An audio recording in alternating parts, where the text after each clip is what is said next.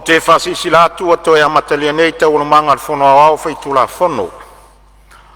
Whamalole on sa il tato mota, i ele manatu o wha aonga ngase lava il tau mwhainga o le tato ngā luenga. Whaftai il whatotoa. E whatati ese tau manga mo le malolonga ua mai asau no le sus fono mo whaasale le anga numela 5. Ia o le avanole nei mo seisi sui mamalu e fia saunoa.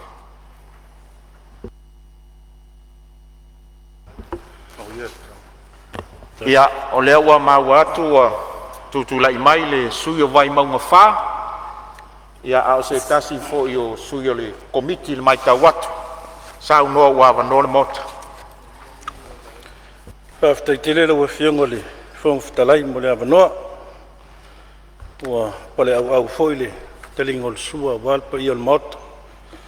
Ia ua lava le whasini ngā malosi wale whaua wina o le tātou ngā luenga. Malo whaftai lau fiongo. Ia tainane le mamalu le official fono mo le malu afiafi. Ua whanae lupe le tai au ina ua tawhata tau le leia. O sawe i lolo fwele seunga le tau tai ali. Tini pa o fwele uto tāpalenga. I walongo lal na iatea, walongo fwele na yama o le lingo le whangatia pa uru tuau mo fuamatu. Wau pa ia ma mamalu le maota fono o Samoa. Le la wano foia le puna o saunoanga wa so ula fala. Tu mua foi tu pelu manga tau ai o saunoanga pelu upu le tongi aluanga. Awa le fono usu o le Palemene Aso Samoa wale lau le wina o le tala whaatau o tupe. Mo le tausanga whale tupe luafe 2.5 e luafe 2.1. Ai upo e whasino le papauta ma le papa loloa i nā whanua le whale vai maunga. E whaasua ngatalo i mata wa paula nai vaya. Whaasua ngatafo i malu le tapuitea. Tolou na rati a whau le malaya o le whautu ngātangi a Samoa. Tulona le tupua ma le malaya le pea ma vai tangutu. O le malaya le manino ma le malaya le ava. Fio ele fionga le tupia. Fio ele ua fionga le tamat fale. Suai se iuli o le alo le mali atoa. Fio ele fionga le alo li. Tausi va tele le mamalu la autotofa. Ma le mamalu no fo tuainga ya te oe whaleata tulou. A le wha moe moe o tau nu. O le la au leo le soifua. A vela le tātou whamua ma le whapolo le tapau le lagi. Wa lele utalia whautu ngā tangi wa tā oto pēu sabi. Wa moe foi mam tāmtanga.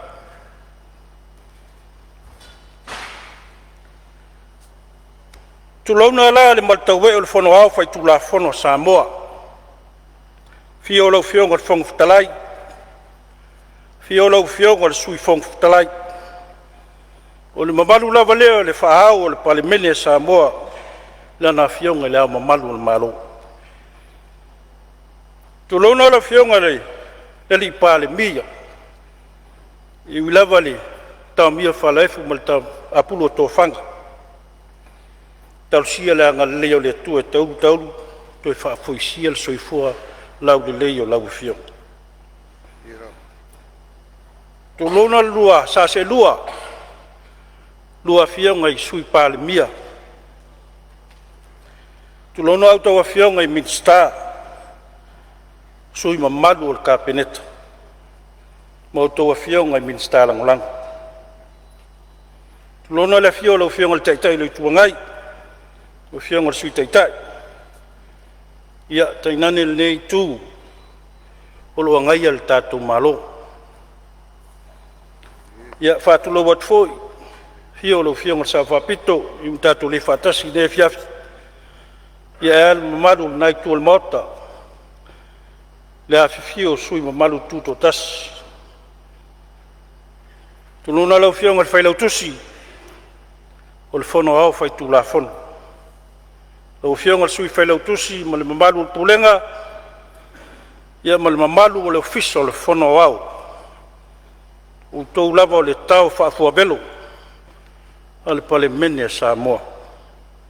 Ma lor tau tua vai, a wata i tai o si o tātou atunu.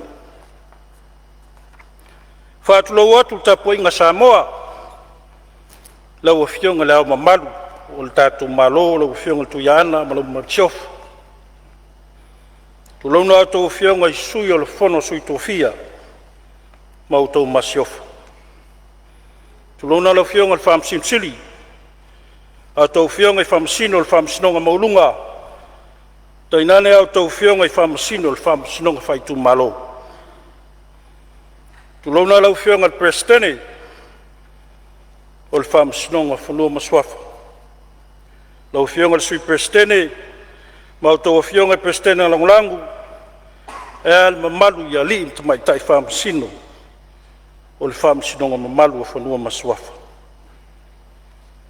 Whaatuklou atu fōi nei tu malo, fio lau fionga le taitai fono, lalo a fono e kalesia so whaatasi, tainane taitai o e kalesia, mau auna le tala lei, kalesia ke usiano i Samoa matunu i fafa. Whaatulou atu fōi nei tu malo, ia le whainga malo tuila mnua, fio lau fionga le kovana ma lutena kovana. Fio lau fionga le fonga fitalai, sui mamalu le mauto sui. Fio lau fionga le prestene, senate, ia tau au tau a fionga ia li sentoa.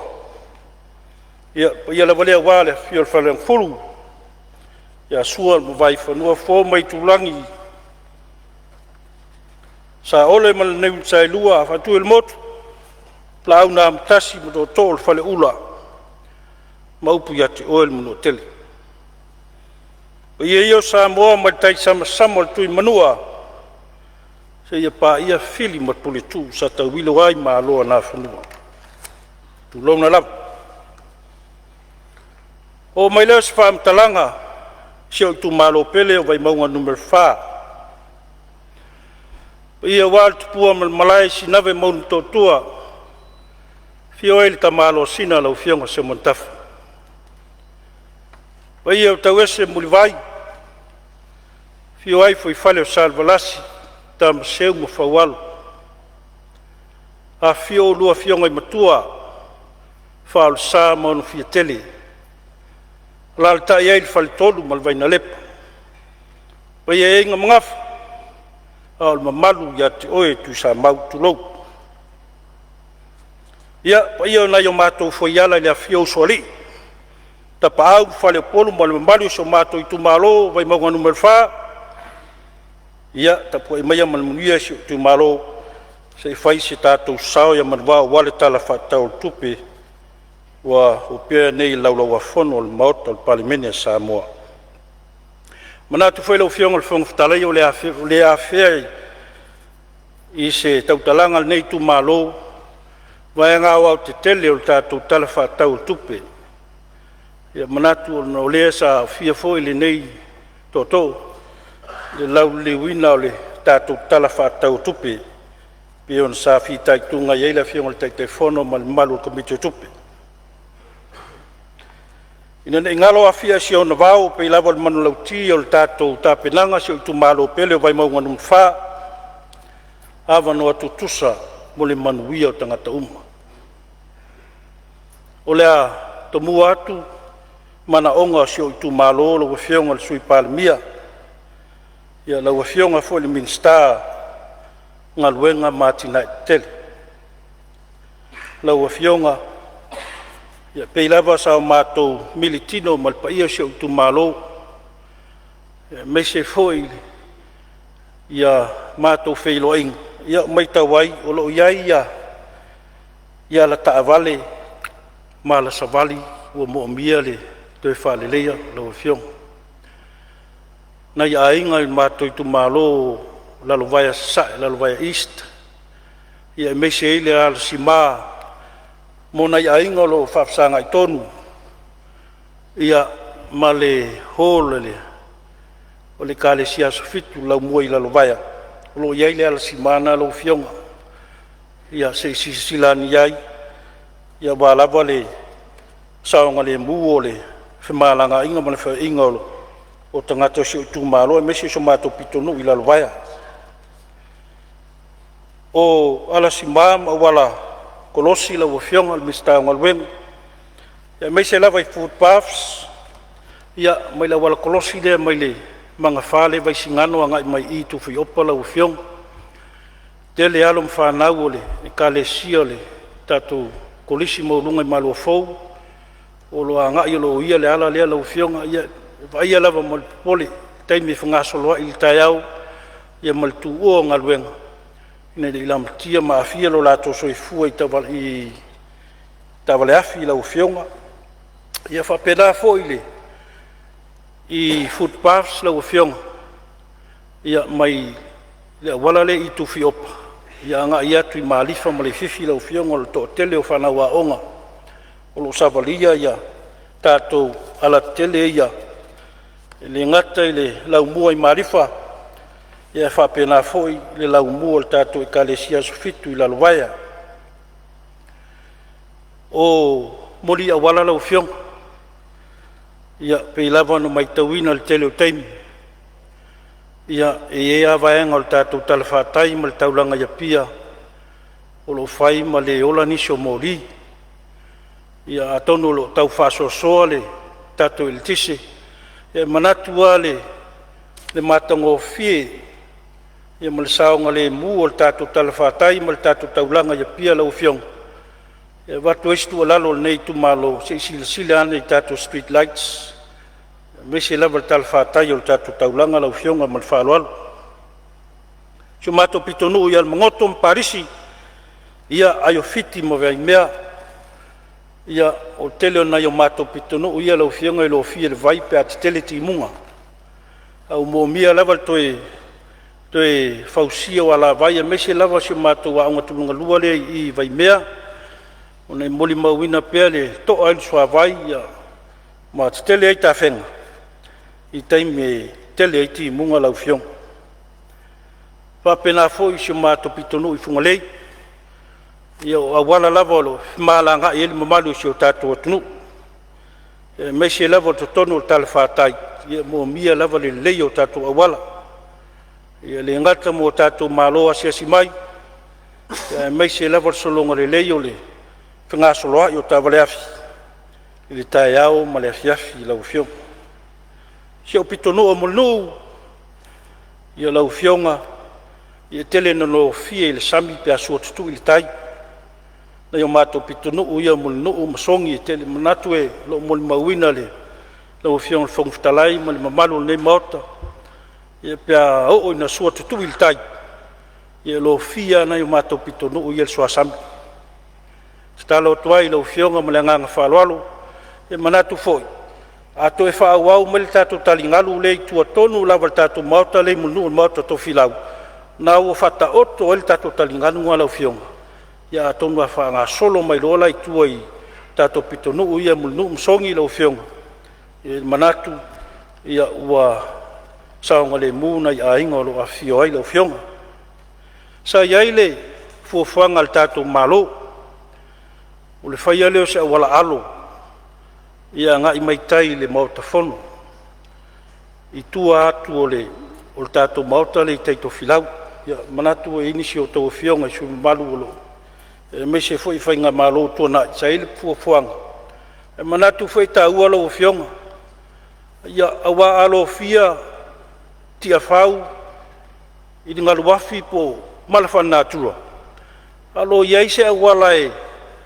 Lo yese wala e alo yail mamalu ele ngatai famsinonga ya tato palemene ni meane wa lo fia se tato atunu ile se malafa natura ya lo yese wala alo mafaiona vabe no na kolosi mai I alo I vai toloa po I le pea e manatu saunga le mu e fe inga tavale wa ele na male ina lo fionga ile fe o mai o tavale I savalalo ma le aga'i mai le fugalei lau fioga e taua tuatu pea se tualalo lau fioga i le tatou auala ma le taligalu lea sio matou pitonuu lea mulunuu ia saofagā ai ma se tatou auala alo lau fioga ia ua matagofia tele lea mo le gata mo le tatou palemene ae faapea fo'i ia li'i o le faamasinoga ia ona o'o mai lea o le talosaga lenei tumālō i lau fioga le misitao fanua ma eleele faamālō faafetai tofiga lau fioga le minista faamanuia le atua i lau valauina ae o lenei talosaga sio matou i tumālō ua loa tausaga sa faataoto atu fo'i tele o faiga mālō tuana'i ia sa iai fo'i le faamoemoe i lenā paeiga o tuana'i ua mae ona faamaape ma vaevae ia fanua ma eleele ia o le matou i tumālō le falevaimauga ua ta'a vaiala magiagi peitai ane lau fioga ia o lea le talia le talosaga sio matou nuu ia ma le matou i tumālō ia manatu e tāua fo'i le matou iai ona fanua e tua iai le matou i tumālō ia meisi le galue'ina o le tatou lau fanua ma tuamaota ma tualawa ia meisi fo'i le tatou poloketi lea o le miliona ua ufia galulua lenei tumālō e legi i leele talo atu ai ma le agaga faloalo o le fioga le minista se toe silasili ana le talosaga lenei nuu faamolemole o le tatou poloketi lea lau fioga le minista ia manatu fo'i e atonu e lo'i lalo lau fioga po i lalo le minista o galuega tetele le tatou fa'atanoa vai le ia lawa o e manatu ia e tāua tele nei poloketi ua e tele soasoani a le falatupe asia na tu'uina mai tasi miliona tausaga falatupe luafelua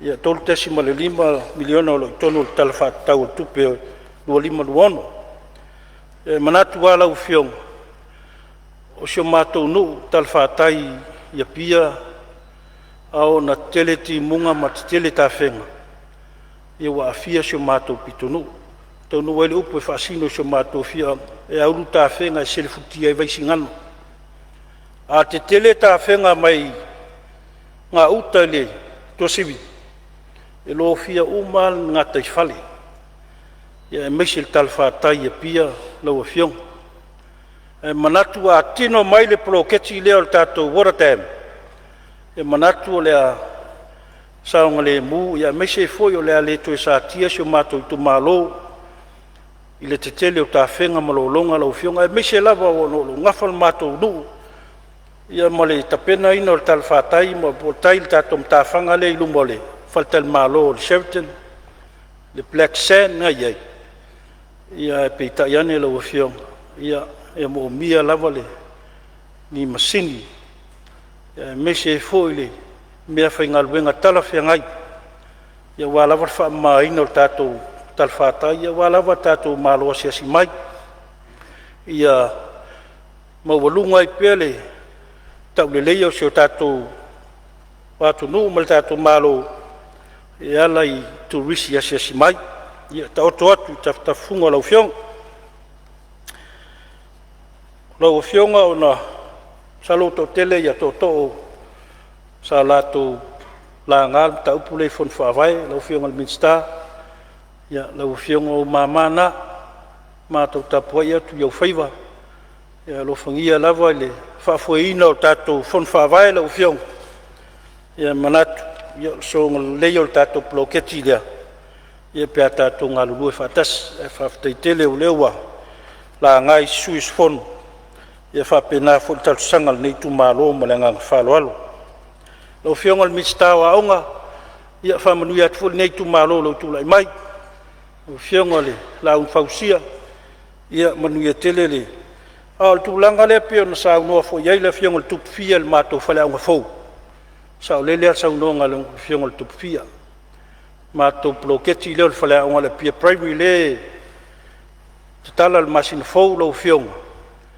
ia te talo atu ai ia ono lo'o mo'omia le lelei o so'ota'iga ia o le tatou pega fa'ailagi ia ua lava alo fanau matagofia le poloketi le tino mai ia nai vaenga la iti ala ufionga mo miale watu wetu walalo la ufionga le minsta ia se sisilane ona so itu maloe esilia ma sfultasi yafe alo fana wao le ngate le lau mua i malifa le lau mua i la lovaya le kalesia sfitu lau mua le fakasal polisi malu fo ia fa pena fo na yo mato wa onga ia tuto tasi a onga ia private ia le Peace Chapel ia mana yo mato wa onga le St Mary's lau fionga ia alofani i talusanga ia pe on fato ia to lo ia foi talusanga na yo mato wa onga ia ua ta pena iai ia le nei tu malo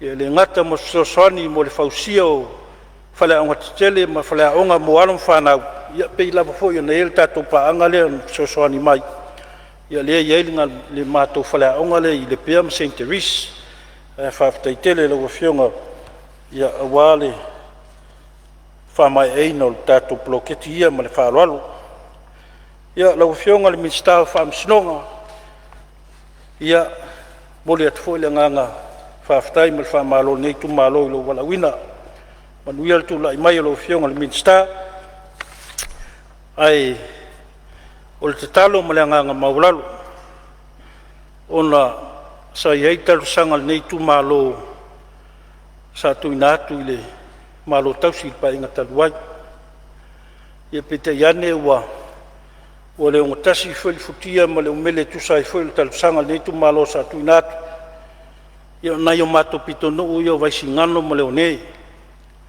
la fionga ia ona lai lalo la fionga le tato komisio fainga palota se alo fasisi lane tato tu malo palota awa na yo mato pitono ia tu lo la fionga le su yo malo vai mo tolu awa tu na yo mato tangata ia olwe il for fa vai mo tolu po mai o tola i ol vai mo fa ai o mai foi nei mato fon fa vai e o mau ai na yo mato tangata ia lo afio o suli mafio yo la inga sa se montafa yo suli mafio la inga sa tu funga e ina yo mato ainga ia a wale anga va al bloquet yo biliona la fiong e talo atwai ia fe lava se taimi ma se lao e finangalo to fiong ali min il capinete to fia ai stato commission soe commission ni pariole tato fenga palot ia tu watu tu alalo nei tu malo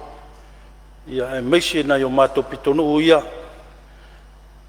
ua mo miale le anga va pe level manulau tia nei tu malo ava no tu tusa mo le manuia tangata uma le watu el tu alalo mal falo alo lo fiong se si lane ia vaenga mal falo alo au i lava le komisi le o fenga palota lo fiong ono leu te mautinoa na iai tau sanga nei tu malo sa tu natu le pa ia foi le fenga malo tausi na iai na pa inga e pete iane pe ono talno atu ia ule sao fangate te unga iai il pa inga taluai ai lo manino le ia inga o tato tu la fono tu mautasi fitasi kuikuilua se fulu valu masina e ao na whatalanoa aia te unga tu la fono whainga palota.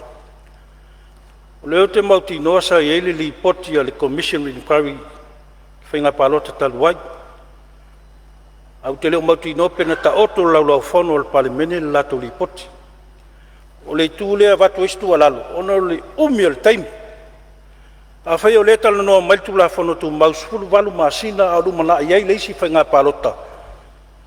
Manatu la ia pe wa o leo ngatasi foi le taimi whatulanga ina no tu ina mai o te unga tu la fono o tau whaafi tono Palemene ia wa se whato whala inga foi le komiti tu la fono tu mau mo le komiti o whainga palota watu estu alalo mo le nganga whalalo lo fionga le minsta se sila tuto ane i te unga tala whiangai ia wa iai foi whasoa matou whaasoa foi mo le whianga o komisina o whainga palota ia le ngata i leo le pule whaatonu o le komisio to iluilonga tu la fono law reform ia lo ia lo latou taltonunga te lele anga vaa o tonu o latou ofisa e toe fai e se ilo ilonga nei lo toe tofi fo i sesi komisio sui.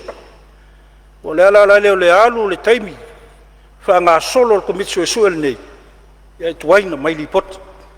Wa li poti le komisio sui pa ia le kapeneta, li poti ba leo tu la teuteunga tu la fono le fono au, au si lape lea na iai, o tuai le fa ngā solonga, mo le tuina mai o teuteunga le fono au fai tu la fono.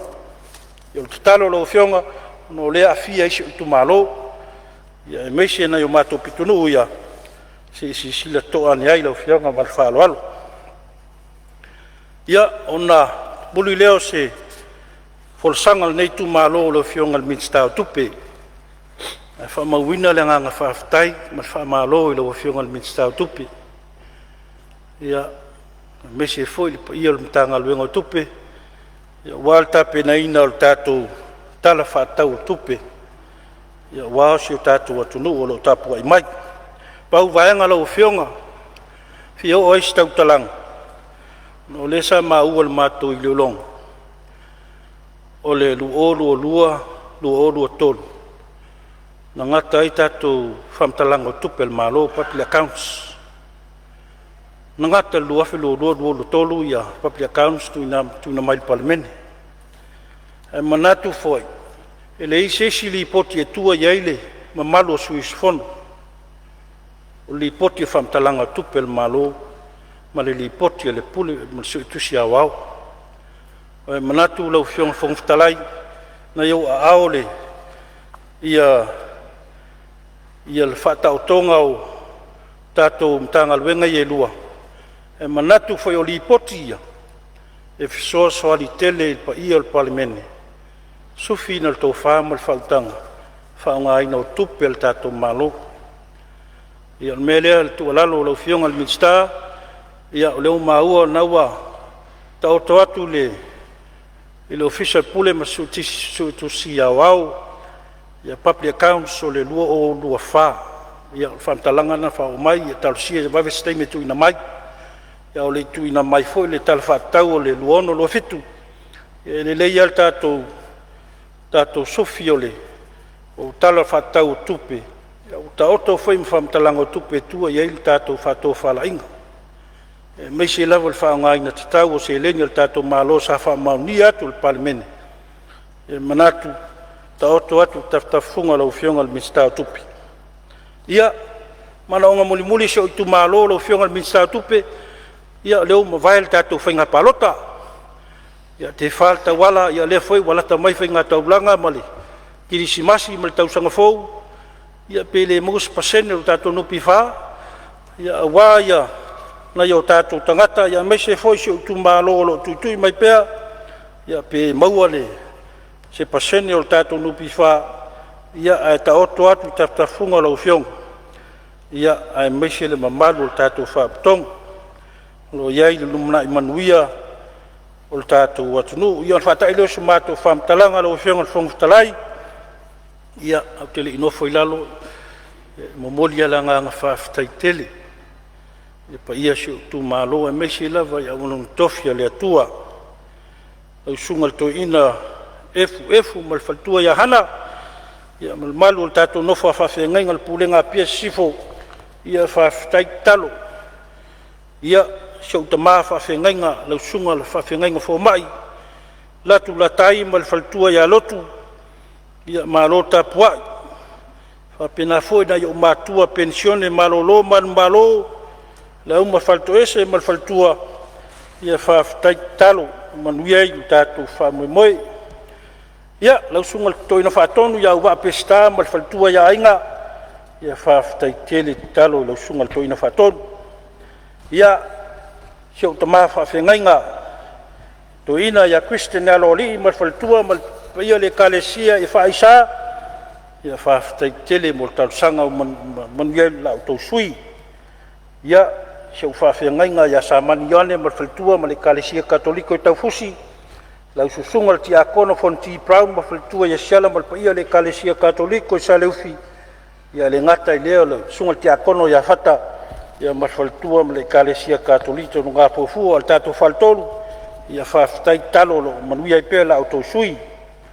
Ia, se o tamati akono ia tupaiane ia mai se foi faltua ma le kalesia katoliko la lwa sai ia mai se le fionga ia patele ia moe mtai ma le fionga ti akono ia meki ma le faltua pa ia le kalesia tato kalesia palisi ia faftai la to tapo inga ia pa ia se o tu malo tina to mama tua mtu tausi ia mana tua pea o to tal sanga ile aso mle aso pa ia se o tu malo o faia le fatu ainga tausi lao malpo me si la to lo tau tu ina le malo ma company tu mo oti le tato malo fa malo nga lului le vale so to tau ia lo sila fongo le tua la o tau tua lo faia se o tato malo tau sa tua lasi le tua lo to fia ngai mtu te faiwa ia tu plaka talavou whanau ia meise se o tu malo lo ia fia nga tu mau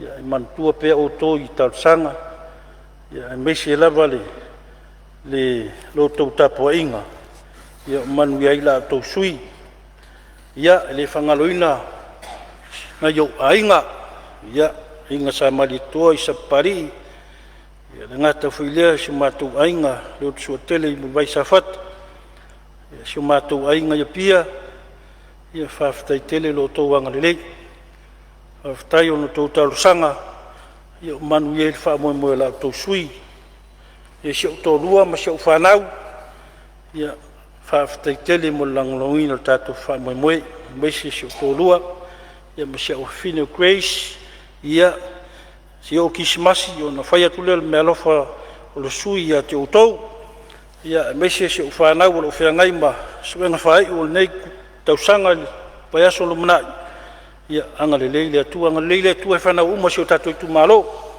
a matalia le vaso nei suenga whai o nisi o ni o alom whanau o tato i tu malo ia whamanuia tele le atua le whiangai ma suenga whai o nei tausanga fionga te te fono mo tato komiti ngā lulue se o komiti wai monga whaftai tele lau tau pule lea whaftai mo lo tau langolango mesi lau tau tapo inga ia manu ia ilo tato wha moe moe ia foi mai leo se tau talanga lo fionga fonga whtalai ia wha manu ia le tue lo walawina mesi le whianga ei mo le fono ao mo le Palemene Aso Lulu ia maual tō wha mo le whautanga lo fionga fonga whtalai langulang sua foi lo fionga sui fonga whtalai manuia lau lua fionga isa se lua sui Palemia ma le mamalu o kapeneta lo fionga te tai le tua ngai ma le sui mamalu umo le nei maota ia e ola le sui vai monga le anga leo le tua whaftai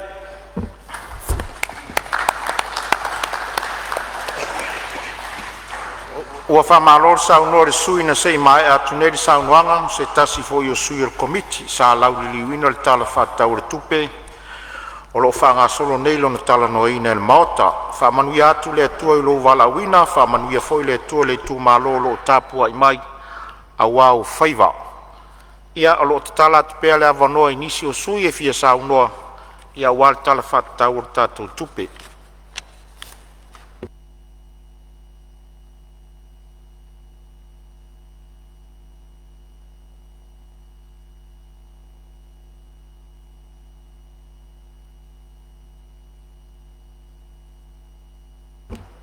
ia o leo mai tau atu o leo a fou mai sao ale ipata i tu pailunga o le minsta langolango fo le mtanga ruenga o sisi o manga ia sao noa ua avanoa le maota manuia le sao noanga o te whaftai atu lau whionga fonga whtalai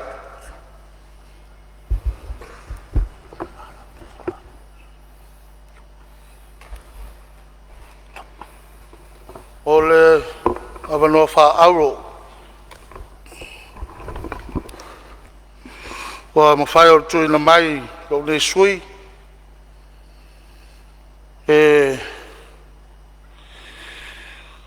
ai ese sao o lo tu malo ele o ale pata i tu pailunga ia wa foi le tala fa tau le tupe wa lumame nei o le lawa wa fono natu foi o le wa pa e ona sa sale veo pei o vei o tausala. Le foi ua maea o na e sui le titi na sala. Le whasolo manongi, le tui ve.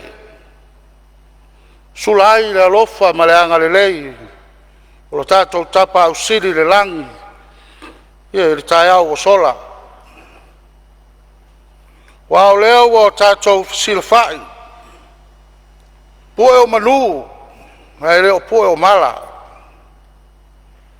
O tātou whailoa i le langi e mamā ma le soifua lau le lei, i le alofa ma le anga le lei o lo tātou matai siri ese i le langi. Ia tauia ira ia tumau atu pea le viinga ma le whamanu, le whanetanga, lo tātou tamā, awa o ia ana le malosi, malawa. E o te mua i whātulo watu, i le paia o le maota fono, o le malo Samoa, whātulo watu foi, le maota fono i tia whau, o le maota o le whautunga tangi, Samoa. O te mua tā la, whaletā, sa lau tauto le atuao malo, iau paia sa uo, mau mamalu sau ngatā sa moa wa oe o le au mamala. Iau paia popo, mau pāle solo, le amata mai, le ana papa, o le tai sama le tui manua, se ia pa ia, le pula la ngoto, siwa whanua i ala taua. Hawao pa ia, wa inga o tupu, wa inga o nofo, wa inga o e, wa inga o papa, wa inga te wha. Pa ia lava lea wa, a inga ma lato tama. O tama foi ma lato a inga. Leu songa e atu mua mapule. O le itu au ma lato a inga le tai ma le wao foluti. E le whangaloina foi. O tapu a inga mau. Le au ma malu o le tato malo. Le a fionga. Tui ana, tui maleri whano. Swala vile lua, malau masiofo. E le whangaloina foi, tapua inga mau.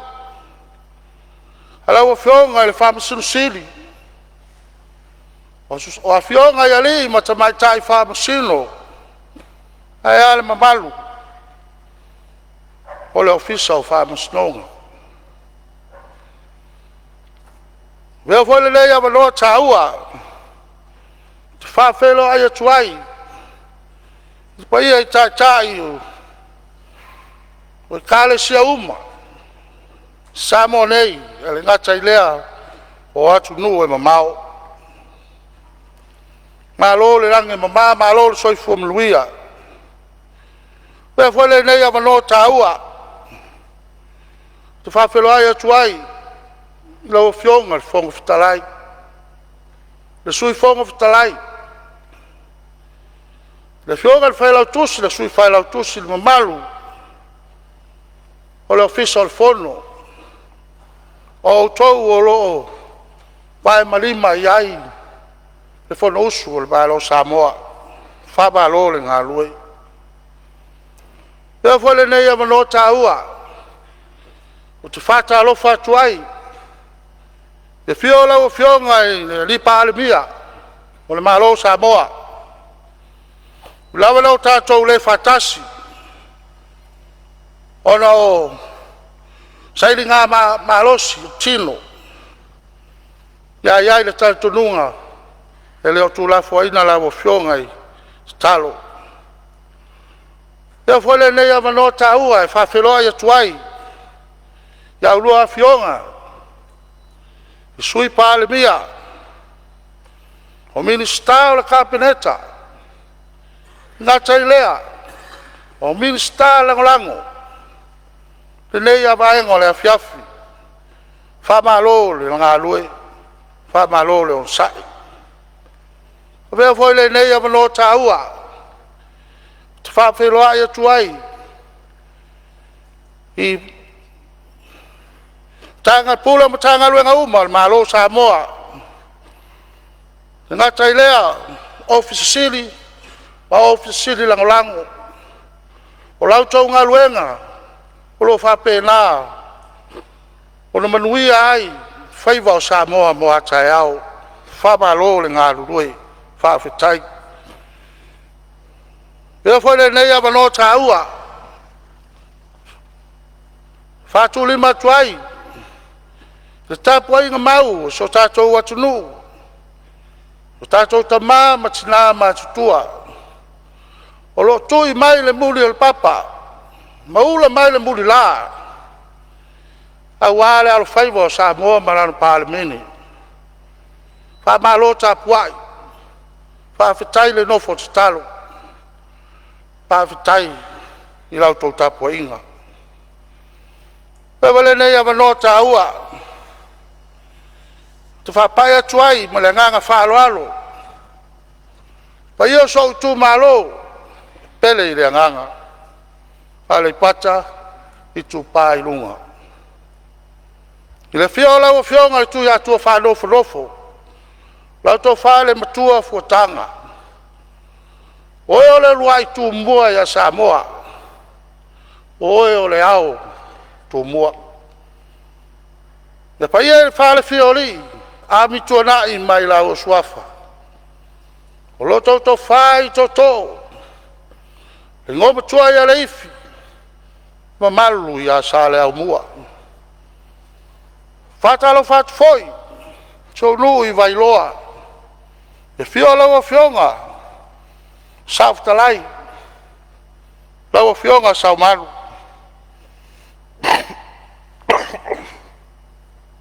Su lau sunga le au maavaenga.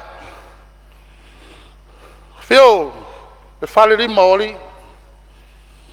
Aya, upu ya toi tuale boso. Malu ya sale le ali. O te whātaro whātu foi le nei vaenga o le afiafi. So nu pele o muru tautongia. Le fio le tama le malo. Lau o fionga sanga polu tele.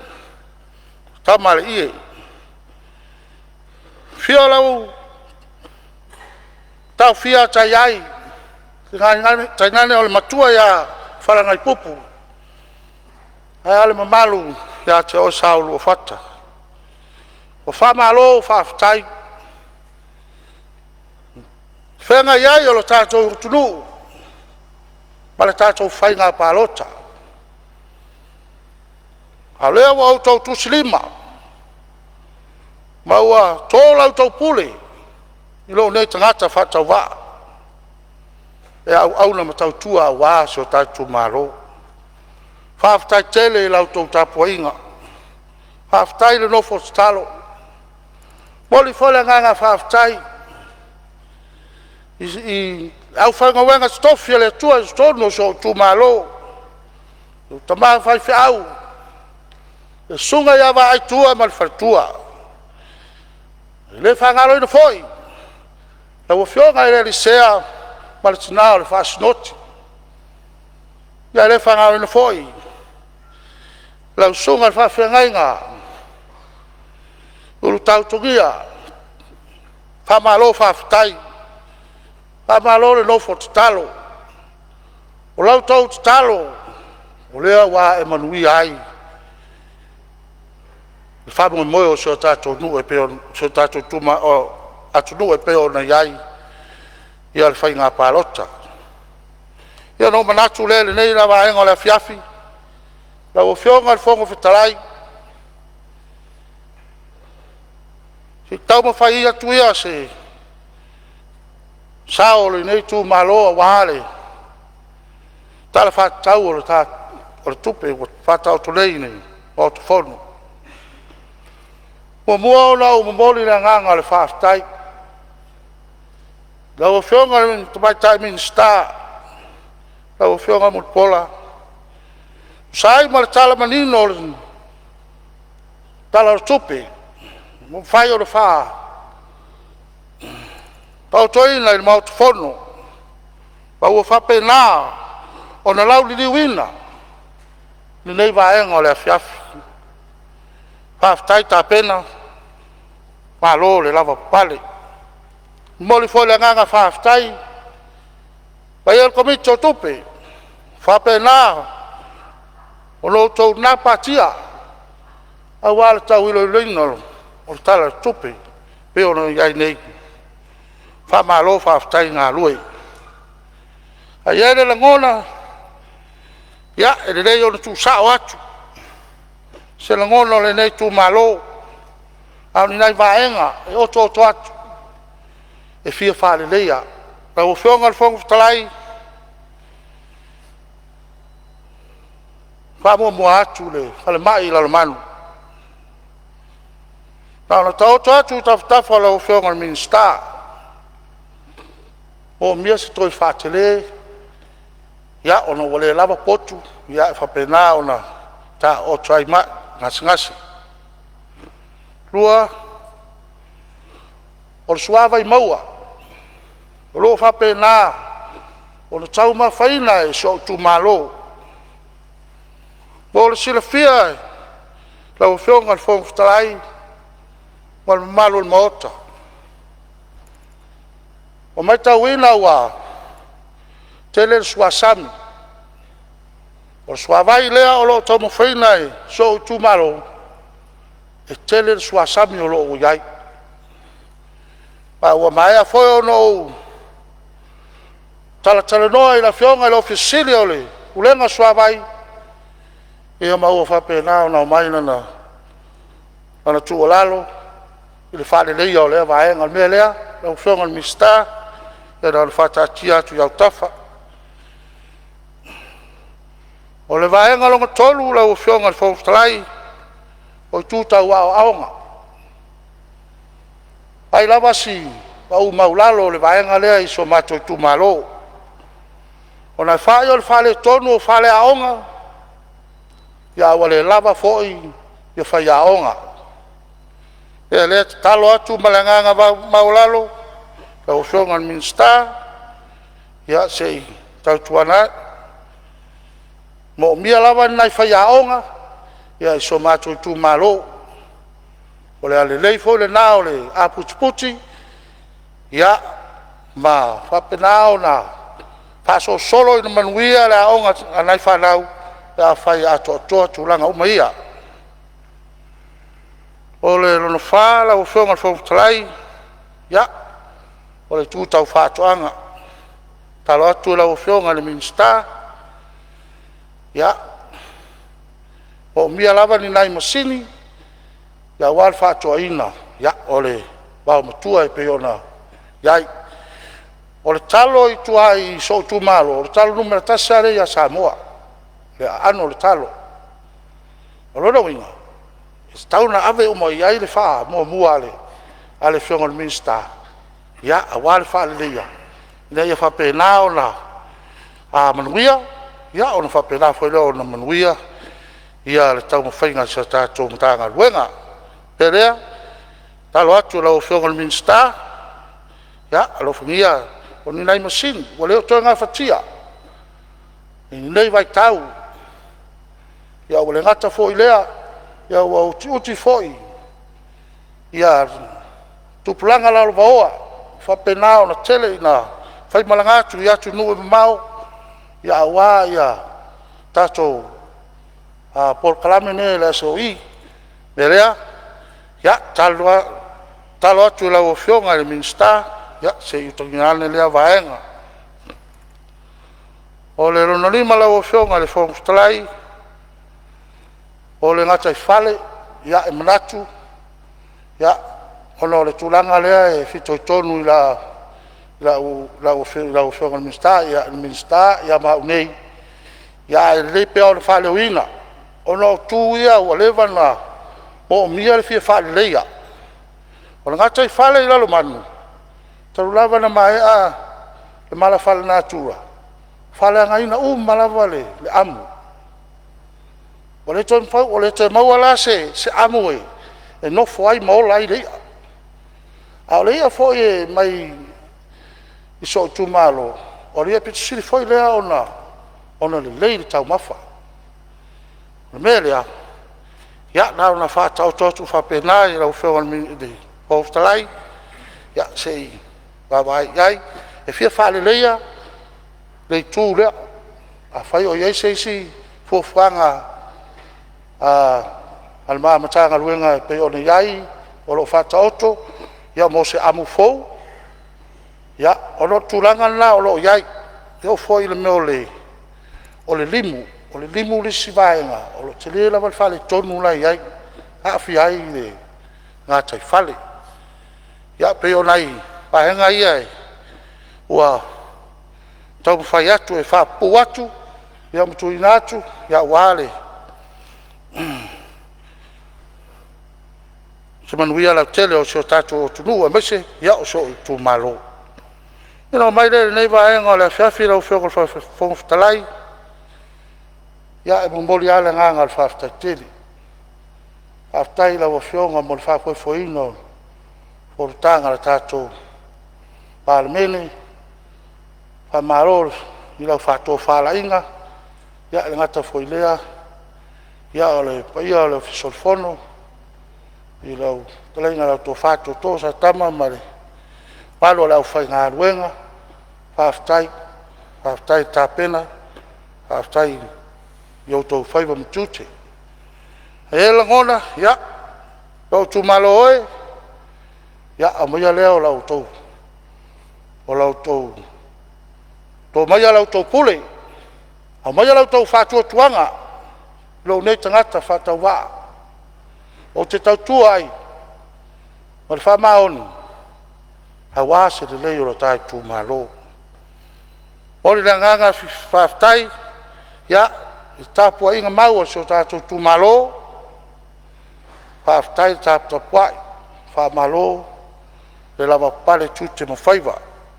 Na bea whaile nei awanoa tā ua, mōri ai le nganga le whaftai, ia, pai o so wainga, le ngata i samonei, ia, au so foi mutu whawhine o lo whapenao na umau i atu numu mau, whaftai lau tū tāpua inga, whaftai le nofo talo, whaftai o lewa,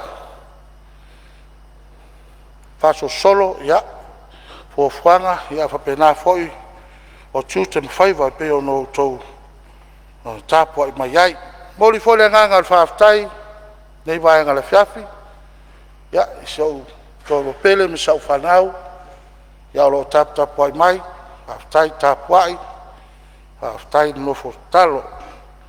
Ia le whanaina sau tū malo, whaftai, i lau tō purtō, whaftai, ono lau tō whāloalo, o lau tō whātupu ma lau tō whātamari, o te le seina, ina i le lea, te le pale ina foi, ai o le ateu, i le vāo lo whatu ma lo māmā, e le to e ngalo.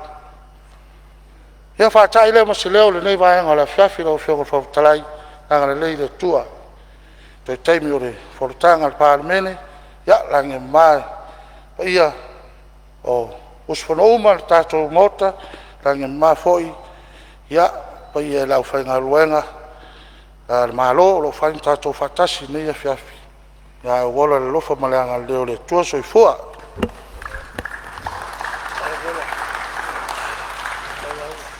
Ua whaftai atu nun fō e tusa o saunoanga mai ea, ua sa ausi ala ua fionga ni minsta langolango ni tanga luenga si o manga. I lo fo i sao le talo le tupe, ua o lava le saunoanga i le ngata le tapua inga Samoa au, ai o lo lava i tu malo na se i tusi a au i la ua fionga i whai masui le Palemene. Ai al tapua inga whawhenga inga o lo i tu malo na se i e afi whaftai ane iai, whaftai ta pena. Ia o lo avanoa lava le mota mo se si foi sui e fia saunoa tu sol talo le tupe.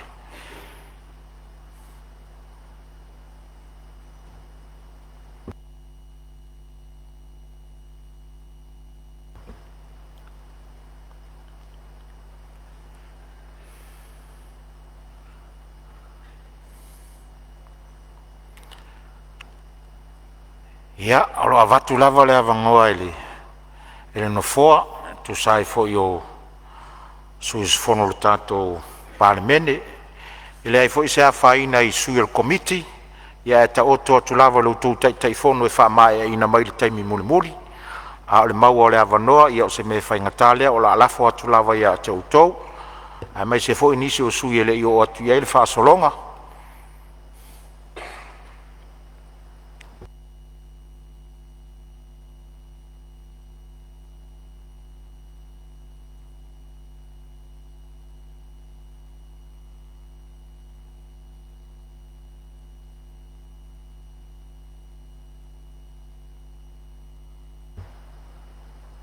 Ia pe a mai tau atu na fo le whasolonga o le tato ngaruenga, o lo solonga le lei lava le tato ngaruenga le taimini nei.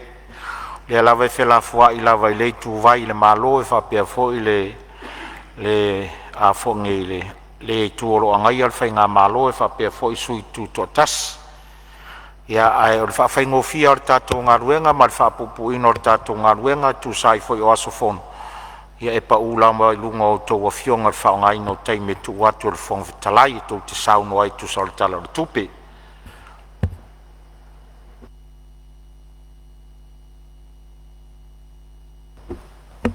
Ia o leo mai tau watu o leo ua fau mai le sao le o se tasi fo i leo sui le komiti ia le fionga le sui sfono o samtau fale la tai.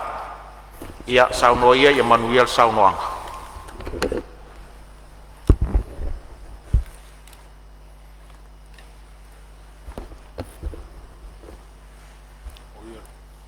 Whaftai lau a whionga i re whong whetalai mo le mātou wawanoa. Manatu foi wa bela le whala alu nei aso wha au ngase lau a whionga ma le tātou Palemene. Ona i ele o le manatu e le anga o lou sui ele o se sui tau pou. Ia a wa umono o whai poipo le Palemene pai a inga rente nei. O la ule la unga la fa tau pou. Manatu ai e o pa ia ma mamalu ole ta fatolu fe fa tau ngai o le malo. Le Palemene o le pulenga ia fa pe foi le fa masinonga. Ia ma fa ao le malo. Ia ole anu nu tu fa tino o tau sala. E tau tonu wa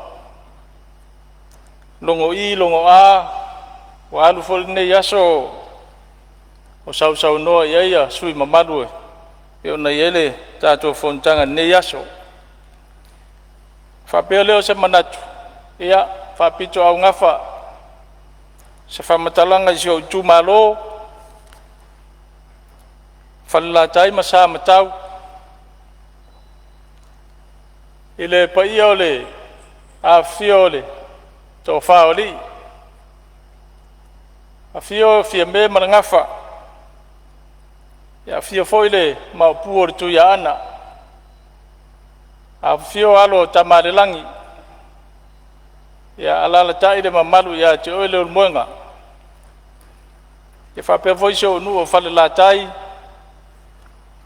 e pa ia de ya fio le farfito la inga tawa ana o le ate atanga loa ia whapea foi le fio whasavalu ma lona ainga ka sa luma au vai peau ia fio asima tama tausala ma le ta ausoli ia whapea foi le fio le matua ia tonu mai vau ia ai tainane foi le fio ta i vau na wharifia ia le ainga tawa ana ai ari tapu inga alau tama ainga tama le ainga tawa ana le fionga le tui male li fano ia wa veni mau mamalu le malo man masiofo e te fia fa nga ina fone ia vanoa e moli atuaia fa maisenga ile tuua i le malo ile fionga ile adi matua Na fionga i whāloalonga ia lupe matasila tari tonu. O le taitai fono foi. O le paia le whārewha ma le tātou nui ma tāutu. Tulauna le ngā solo au ma le tōre timu. I le paia o le whārefitu o le ainga taua ana. Tulauna foi le langia o maota e fia. Ia ai tai nane foi o ta ape o papa. I le fionga i le tui malele i whano. Awa usuia foi le fono i pata o tua maunga. Ia lalata iai. O e ngaru e wha ia whale la tai.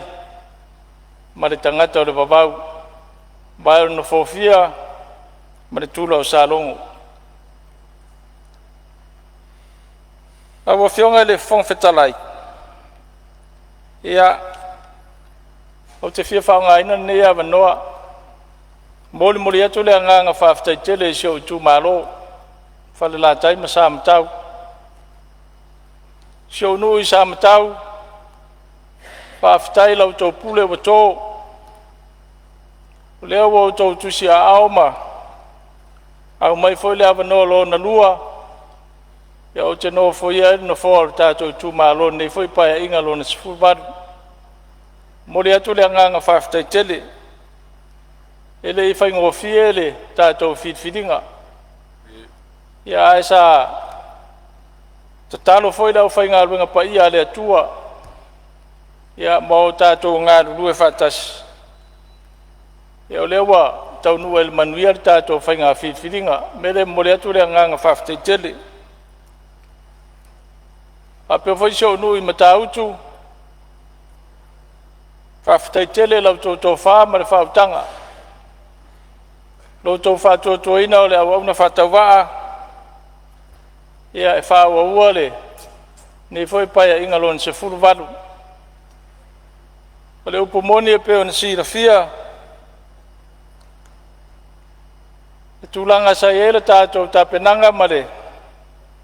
Whaatino ina o le tātou whainga whitwhiringa.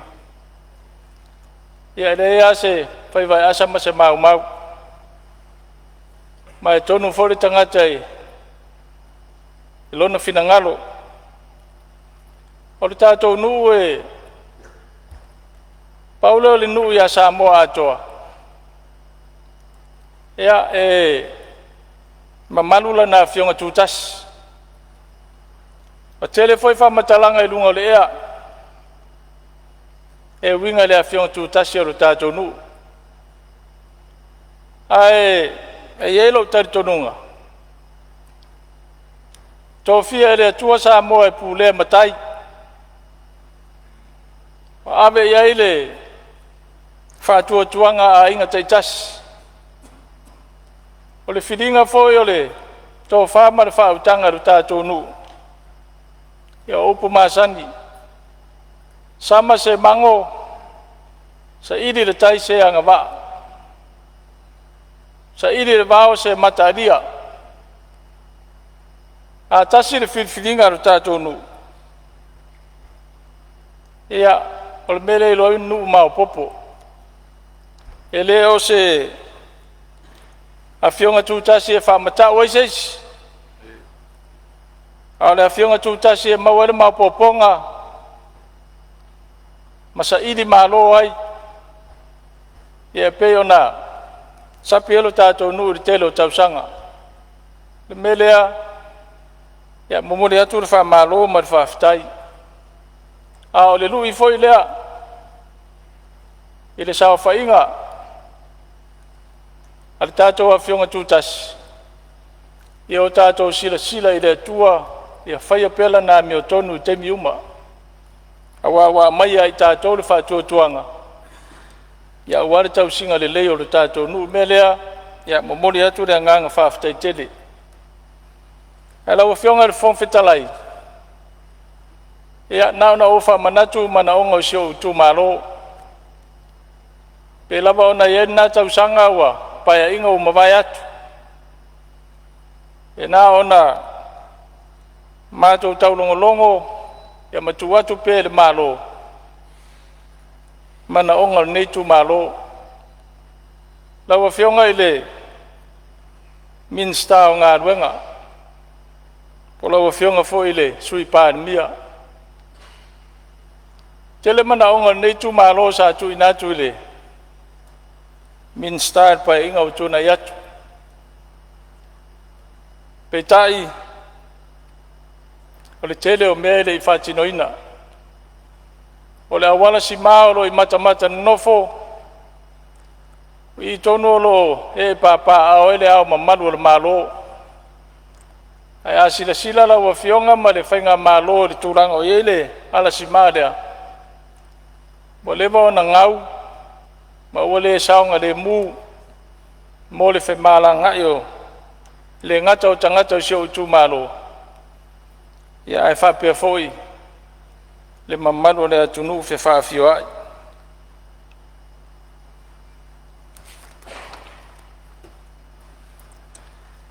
Ole tulanga o awal ngalue. Faftai na mo so swani proketio miliona. Sa tau fa lau le ai le tele o awal ngalue nei tu malo. Pe foi ona si la fia. Tasil nei tu malo e malo si fai fatoanga.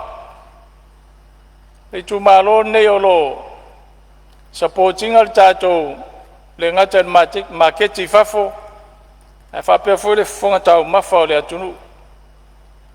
Ole tatalo nei tu malo. Ole tele o awala ngalue nei tu malo o no foi e tangata mainga. Ia pe foi ona madia de sao no angal minsta napa inga wotona yatu. Ia e fa tino awala ngalue lalo fon fa vai. Awala ya lui fa toanga. Au no foanga o lo alala mapapa awal mamadu le tunu. Ia ol mele la fo tuile. Ile malo petai. Ia sa ulangona e napa inga wotona yatu. Wana o se folfolanga e fa lele ai le taunu. Awasa manino ile tala fa tupe na foi pa inga wotona yatu. Ele aya se provision ya made package. Ia fa tino ia ia folfolanga ia sa folfola. Petai nei tausanga fa tupe. Ia leo mai tawatu wa ia se tupe wa fa nganga fa tino ile va nga taua e ui na lai titi. Mai le tai ona wa fa so al malo le tele o mana onga itu malo.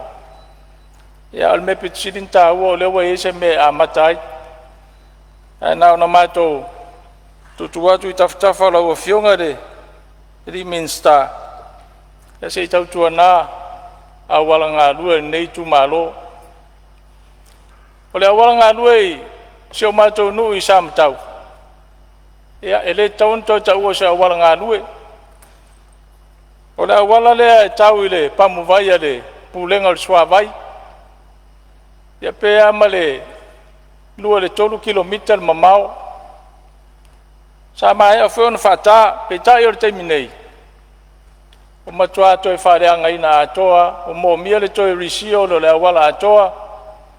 Ele ngata e so swani ile mamalu se o mato tu malo lo afio mapapa au ile vaenga. Ya le so swani fo ile pulenga swavai maisi tanga luengan malo e pe o fala poptongo le tise. Ya ile tadi atu itaimie fa de tonu ele au nang. Ia ai watu lai le ia wala e babe ona fatino ile au nanga. E fa pe fo ile awala I tonu o le nu fo le ai swalo e pe ona si la fia. O le pitonu le tua oima manonouta. O fanua fo ile malo le sa fa matu atu so matu nu isam tau. Ia o le wa fa so polia o mai fale ma a fio fo mamalo le tu malo. Ia e pe tai e fa de tonu le awala. Ia le so fo le swavai. Se sisi lane la wa fionga minsta. Ia nai vaenga ia fia fare leia. E fa pena foi la wala nga lue le pitonu o matautu. ia sa whataina mua aru temi nei ia wa umo whonu toi wha leo ngā ina umale le tāsa iai ia ono mea le mai tauina o le ai o se maintenance ele ngata ia awal ngā lue ia iso se mea le infrastructure lo mai tauina ia foi whane mai ma whane malo ma ofisa ia pe o le isi le vai ngai tau na sila toa ia malo ia lava tupe whaanganga ia whai ele maintenance awa whatamala tātou le tausinga o asset ia alu mau tupe alo tātou malo ia ngā ruenga te tele nei o lo whita i tunga iai o le tūlanga i taringalu ia tele o mautino le temi nei po tā ngā ruenga po tā ngā ruenga o le menari ai tasiri nei tu malo o le tele o na whanua wa aia sami ia watu le tāusanga sa tāusanga foi pa inga tāruai ia peitai o mai temi nei ia eri whatau nuina o le tūlanga i le tise i tono sio i tu malo ia te le whare tono lo iai wa mai au na fausia ma to fale foi le ta ole fale sulfa inga lalo po kalame le etra ia pe taie ele yo ele tise ia le fo mona abatul ta sanga fala pop tonga ia se si sila ela o fionga ai mai se ole vai nga tonu le fai asi vai telo le tise uma fona di poti le fala pop tonga ia olo ta dia pe se la to nga luenga fa de leia ai mai se ole tulanga ole ia fale a onga ida wala le ia o tele na fale anga ina ia machine computers ia air condition po ia malulu ia fa pe foi mari tele o appliances ia le tise ia ona ole vai tele ole tise vai nga le o se matonu ma le tu malo na wo mai le ai a fionga el min stal so fu malo loina ia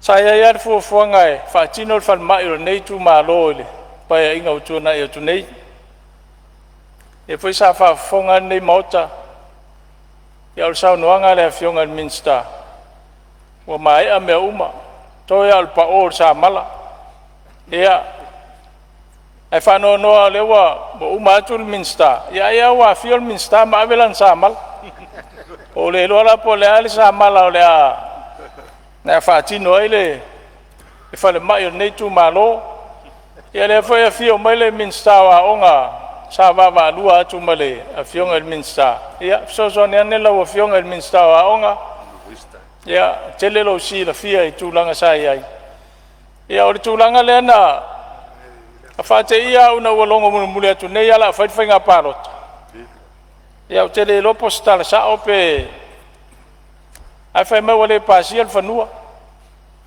ia al me foi tat fano noi o le levanta ulangi ole o le fai mai o se tu malo mo foi na la tua se sing ia e ola fai parota fai me wale fai no fai le pasial fanua ia lewa na wo tu se atu la wo fiong el minsta a fai wale pasial fanua ia lua isi fanua nawa fai lo atu la fionga ia se ia silsila ia mole fa tau no ina nei a poroket taua ona e taua telele fa mai mo se tu malo wale ngata le mamau i tua ia am fai fona so so ni nisi nu tu tua oi o batu lewa o mana ia le progress ole o le falma ia le fangam falsela ia fa fetai o tele tau fale anga tu vaenga le ona le anga fa fetai am fai foi lana a mata malenga luenga fa la time sam tau ia o mana ia tele malenga fa lolo o le si tu e bai tawina tu lole utu malenga ngana o mo meo fale ui po fale le taua ele ngata I tono le whalmai. Ai so se mea, tono le official malo, e oa foi maota malawa I tono o tātou ainga. Mai tawina ale te leo le whale tonu lea. A ole tua lalo nei tu malo. A pe a whaise por kalame ale official so I fua malo loina. Ma komite atina I tono o nuu mala na whanga. Ai una il whawhita aulile na I mawhaio na fo ia. Awai, o lea tātou te mori mawina umalapa. Po le ale maa nei o se whale o umona whai. E le mawhai o na tausia le o tātou tangata. E o ai official malo. Le foi sa whaatino e whainga malo le tau pipi le isi vai tau. Whai asi e singa I whale le tau. Ia awa, umatu foi napo kalame maa nei. A yeilo tau tonunga. A mata mai tutono a inga. Whaasolo ange I. Ia onga tūlanga lua. Ia maa ngai mai korisi. E tātou te leto e popole le tūlanga o whale ui le numanai. O se tua lalo na nei tu malo. Ia tau tua nale so I fua malo loina. Ona o mai lea ile ben style le menari. Ia o mai a foi ona. Lo fionga le fuvitalai. Ia, whamarurua tusu lo saunolo I whau la vea tula mai lo whionga minstao. Aftai mo la Tupe maua. Ia, ele ia isa nganga e whalawelave ele. Saunanga matango fiel sui. Pau lea ina nei te ua whalu fesasi le. Tūlanga le whapea e o se leni le malo. Ia po se leni foi malimtanga luenga le sa whatino el matu whalema. Lea yo le se leni lavo el poloketi. Lea sa whatino inain ngā luenga. Ia mol silofia ele. Te ua whafonga mai foi matu tu malo. O te leo langa ia le mea lea le o se leni a sa fuafua mole. Mai sol poloketi. Lea sa whatino ia le. Whalmai nei tu malo man whalo lava. Ia, whaftai o leo mau atu le whasaonga o le ia. Tula mai lo whionga sui whau au saunuanga. Ia, mole atu le ngang whaftai le whionga il minsta. Le o te li whaitio lana whalmai o le sao whaftai le malo. Ai whaftai o leo a mala malama. E ese le mataala o lau whono whawai. Malo le atina. Ona o mai le tanga luenga le menari sa tu ina tu voltar sanga nei tu malo ito sila malo tu la fono o le tanu ina ngata I fale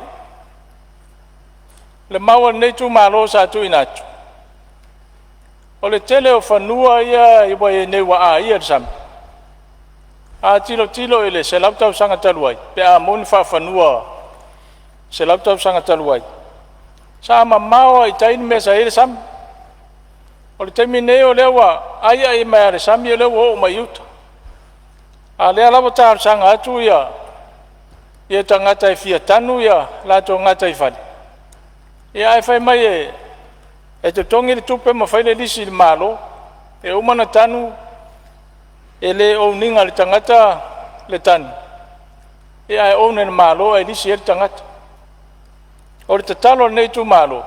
To sila malo I lan tu la fono o le tanu ina ngata I fale. E mawhai ona whapawhala le vaenga le o tu la fono. Ave le whatananga I tangata mawhai ona to reclaim e o lato whanua sa I ai momua. Ia ae tu awanoa mai ere tu la fono ro I nei. Ia whatase matari ngalu nai pe ona o watu ta sanga minsta o ngā ruenga. Ona o mai le mata ngā ruenga o le MSIT. Ia po fiso ta inga ma teknolosi. O le vaaya nei tu malo ile. Nei foi talu fou. O sawa I luma le malo si o le technology. Ai e te tauano o tātou whaonga ina le awanoa e. Ia up to date ia tātou masini I whapewhito mai manga wā o tātou o whainga ruenga. e o fo tatou Palemene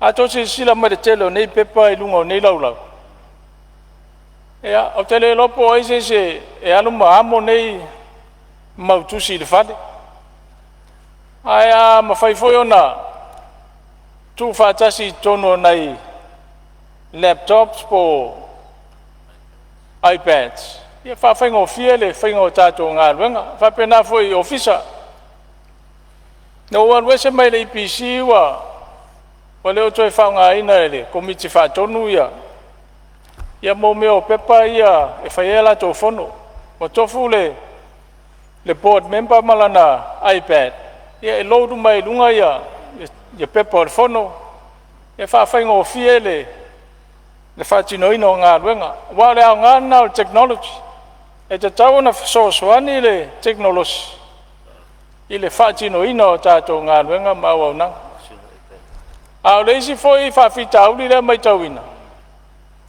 o le tele yo systems le e fatino le malo ai fa le lo la foi nga luenga fa nga o lo no winga na o tupe mai mau ia ai leo le na fa nga ina ona e te tau no lua technology se introduce mai ia male o ina peo tato tangata e le va pe foi fatasi la o nga na vai le ai o se fainga te tau na fa wa pe taimi uma maso uma awa le o langa na le tau te olai e o mal taimi nei o le ta te le na me fo ia so uma o le tua lalo mal fa malo si au tato tanga luenga ia sila to le foi sa tal no ina le connectivity o aonga ia se sila le malo le fa fitau le tele tau sanga o I le MCT le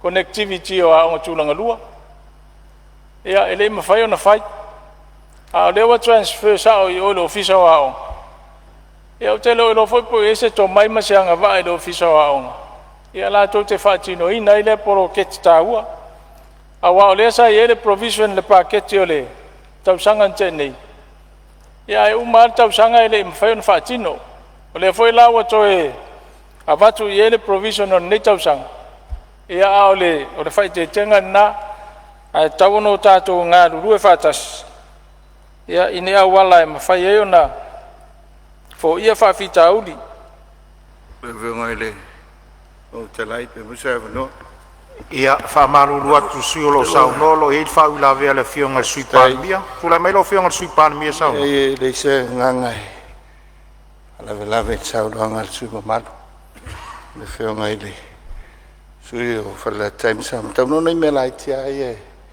e tolu sa tau fa mau la loile sau nanga ele tulanga o tanu le sam ai ran sau nanga fa pa fala tu la fun o si fier sui ele ma faina fa pa fala se tu la fun se longa sui tu la fun e ona faile ele fatino nei tu le navaeng e me se mo systems the novo mo systems e walu lunga technology o tulanga la e le tulanga te ICT o le si leva hanga sa titilo e whainga malo ona wa outsource matatu ia vavela na suite technology ia fa pena foi ona mana o mia foi tatu company ai telefone no suite system ona winga la o whainga malo e taulana tele tupe e so ni tulanga lea e man me muri la titiala le la feonga ile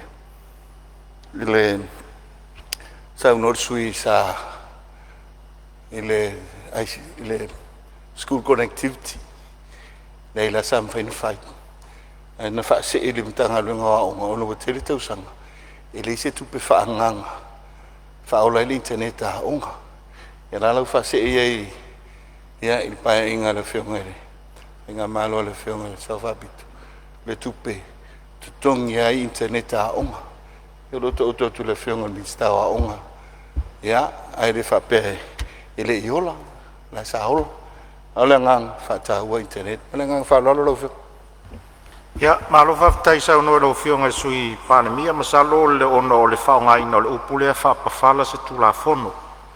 Ia e pe o le anganga lato ia e pe e sili ai le anganga fole a mai se tula fono te te wai le vaenga le ilalo o le mtanga luenga le o si o manga ma le puna o natura. E tula mai sui e whawau sau noanga. Le ue whafonga mai tali le fionga minsta. Ia, whaftai tere lo fionga le fonfutalai. E whau so soani mai le vaenga lea. A tonu e pese sere upun whaonga atu. Ia au o le anganga na. Tau anto sila malo tula fono lo iai. Ia e whaise swinga tula fono. E whaftai. Sa ia almana tu e ele taimi e tani mai a fionga i minsta. Ia lewa amata tulai mai. Ia lela umalo taimi a pe o le tulanga na sa tamwhai atu ai. Ia ofo le taimi e tani mai ai ia mato fisili. O le tūlanga i le tūlanga tā ua lo mai tauina.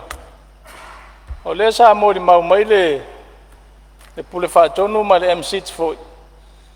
I le tūlanga leo le co-location o tauas foi e whapipi ia tātou masini foi e mōr sota inga. Ia wa mānaia le voice step tā ua whaatino. Ai pawale mea tauna sila foi ere malo. Awa lo ilonga ana saof le fafita uli lea le o le coverage foi le fo tato wo fai le co-location leo o towers po ina ia mafai ona share a foi service providers pe ona ia Vodafone ma le Titisau. Ia fa pe foi ma le broadband an malo.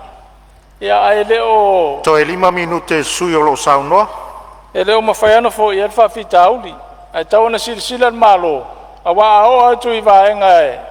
O le iei le blind spots fo le fulu ai le sota inga. Ia, e le isa company telefoni mwhaina alo e whaipea i loa e le intangata i nama le moise tupe. Ia, o nei vaenga ia e tau na wawa i ele malo. Ia isa wala mwhaiona fo ia. Ona wo mai lea i le matanga luenga o ta'alonga ia nau e nāri tāpsanga netu malo moson malai ta'alo ia e sila lewa fionga le Minster ia Mosef Sosoni whaifua nā tina e tā lenia alo whumwha nau e netu malo o le tūlanga mai tawina i le telo matanga luenga al malo tele yo avanoa i le whatumua. Ma e tasi lea vaenga e tau na sila i eile mo mia le yo tangata whainga ruenga e whaatino ina ngā ruenga al malo. A sila fo i le tapenanga le patu e lei ai. Tausanga uma e forecast le deficit. Ai uma i fonga whaatino le e tala le tupe le tolu tausanga leo mawai atu, tolu le whatausanga. E mai a surplus. O le mafuanga, e tolu a mafuanga. A whapewa mafuanga o le increase o le revenue al malo. Ia po whaititi, ia po increase fo ia grants ia o mai whaatino e tātou ngā ruenga. Ma le mafuanga longa tolu. O le whaatino o ngā ruenga nā batu e whai. So a surplus la se tala le tupe.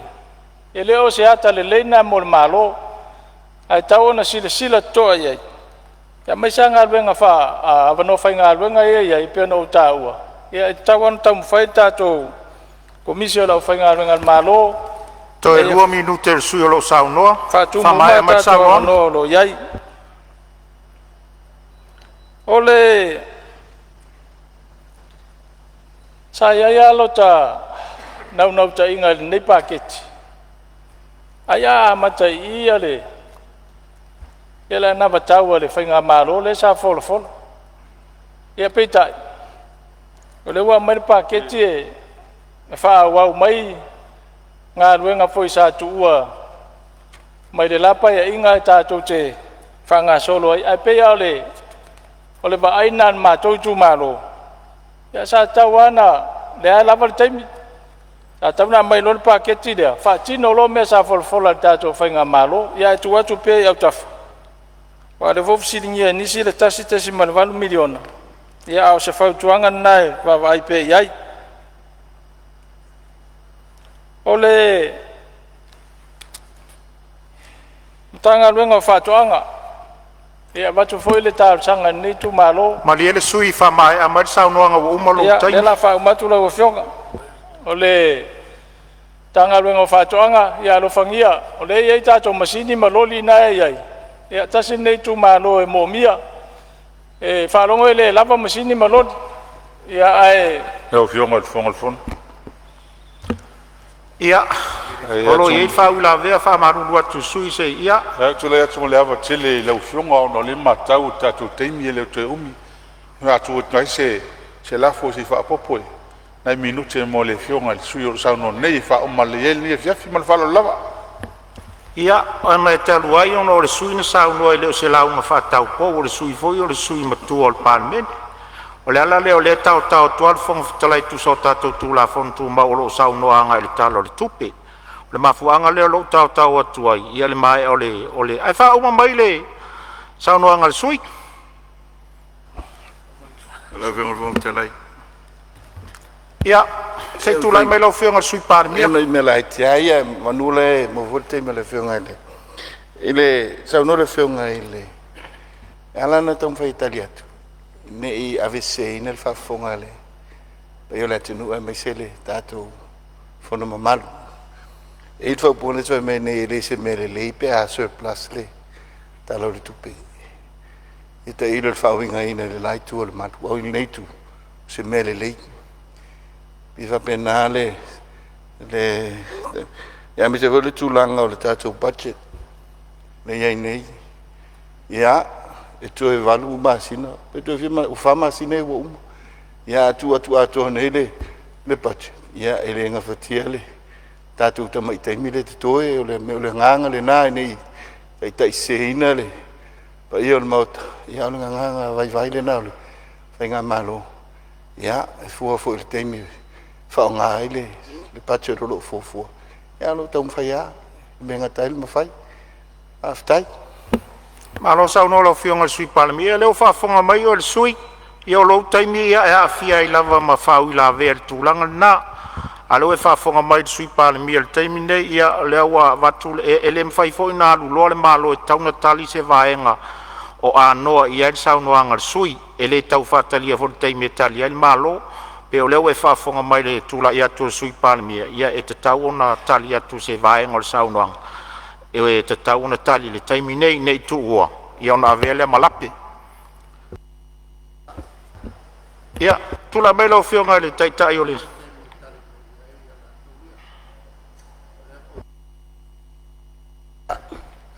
aua a fai e te toe tupe e le fisili na mena leina te toe o le si lama fuanga o le faia I a ngā luenga a tonu le ngā ni mafuanga te tau le ala na le fautua ministasi o tu taimi wa mako ki fia kali ko foi me nga pe a fai e sau no mai sui ia fa uma mar sau no ngalo fionga sui malo lo sau no tai lo mai alo taimi fo fetalai de la fa umat nala no ta ua le vanga le ona le mai le di potere ale malo ia mafuanga ia tolu e so place le pat e a faftai a fai e se fas finanga le ia tato tu e fa pena ia fa umatu le sa mato tala o le tal sanga pensione na tanga ma tu so tu malo o la total sanga a oi faf pa mol le malo e fa o pe na mo pension o telo tanga ta oi faf ele citizen ni sila po stadia ayala na o e o e asi ainga mawhaila to siati fo mai ia e o mai le se tupe tono le account sa fa moe e o laile ainga ia fa umatoile masamato tala fa ftai tele la o fionga ile fon fitalai mo ma to wa noa e tal si foile singa nga se le fionga de Palemene ta to le mafuta nei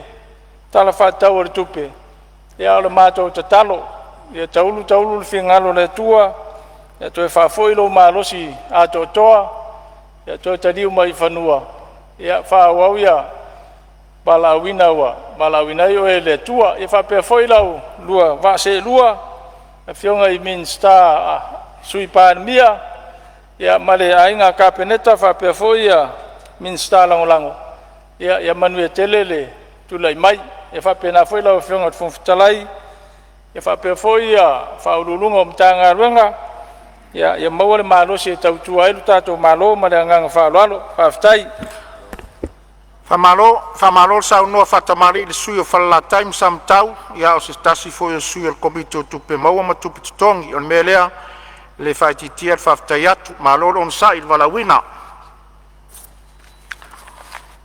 O lea wa tato iai le tau lau mea o tau rumanga o le nei aso fono, i le afua mai le tai au sengi se iau lia mai le lilo atu o le fitu so polangi.